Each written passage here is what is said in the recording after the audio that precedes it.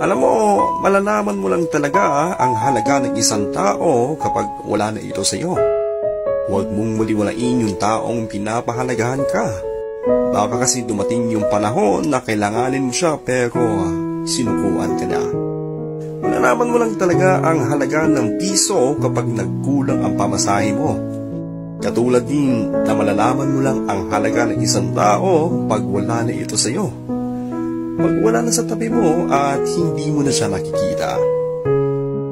Kaya bigyan mo ng halaga yung taong nagmamahal sa iyo. Huwag mo siyang hayaang magising sa katotohanan na marami at may mas mahigit pang iba bukod sa iyo.